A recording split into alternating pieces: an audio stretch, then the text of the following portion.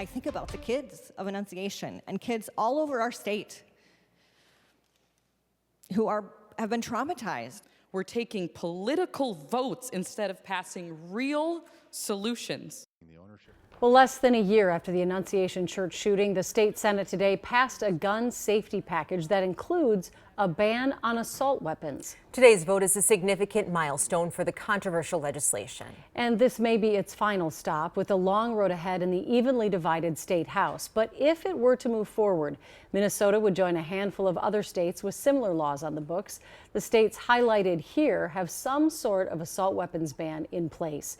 Danny Spiewak's live at the Capitol with more on the legislation and what comes next. Danny?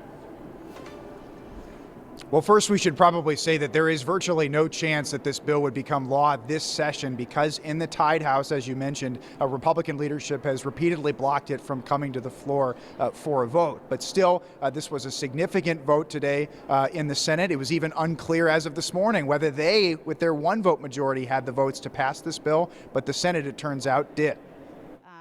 With Annunciation families watching from the gallery, Senate Democrats put a bill on the floor Monday that includes a ban on the sale of assault weapons and high-capacity magazines. And the public will know who votes for Senate File 4067. With the DFL holding a one-vote majority, all 34 caucus members needed to vote yes for the bill to pass. After wrestling with the decision, a few key swing Democrats in suburban and rural districts, including Senator Grant Hochschild of northern Minnesota, announced they would support the measure. I'm asking my colleagues across the aisle, if I can do it,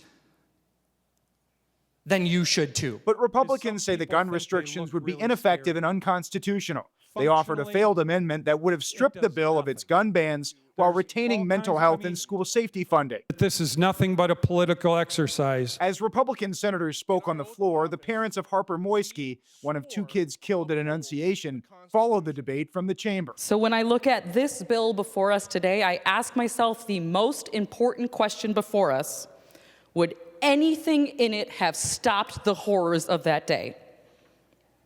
My heart breaks that the answer is no. Ultimately, the DFL approved the measure without a single Republican vote, 34 to 33. The bill is passed and its title agreed to. Although the bill has virtually no chance of passing the House this session, Senate Democrats called the vote symbolic. This bill is something different. This is the first time an assault weapons ban or high-capacity ban has reached a floor in the Minnesota legislature. The first time. In addition to the assault weapons ban, this bill that passed the Senate today includes also other things like restrictions on ghost guns without serial numbers, binary triggers that make weapons fire faster. But again, virtually impossible that this would pass the House this session. There'd have to be a change in the election next year and the makeup of the legislature for this to move forward. But this session, there is a chance that perhaps the parties could get something done on school safety or mental health. Those are areas where they actually do agree. Back to you. All right. Thank you, Danny.